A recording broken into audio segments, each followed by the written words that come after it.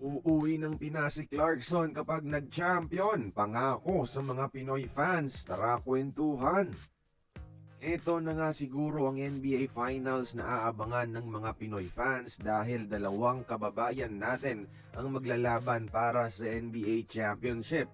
Kung di nyo pa alam kung sino kay Dylan o kay Jordan Clarkson ang susuportahan, may mensahe at pangako ang ating Gila superstar na si JC para sa ating mga Pinoy fans. Yo, what's up, Philippines? Hopefully bring a championship home. Sabi niya, ready na siyang mag-compete at dalhin pa uwi ang NBA Championship sa ating bansa, mga idol.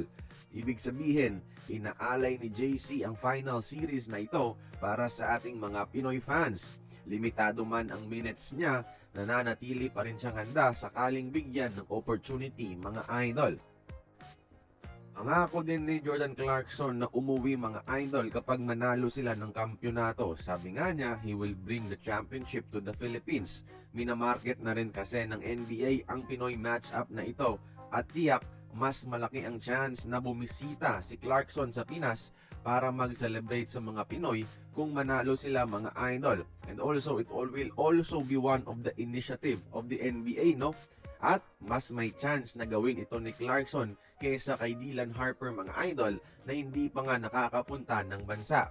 Plus, plano din kasi ni Clarkson na maglaro sa Gilas sa Asian Games. Ilang beses na niyang sinabi yan, mga idol. So after ng finals, konting pahinga lang, sasabak na kagad siya sa national team natin kung magkaintindihan sila ng SBP. Wala namang problema sa NBA yan dahil magiging free agent siya after ng finals na ito.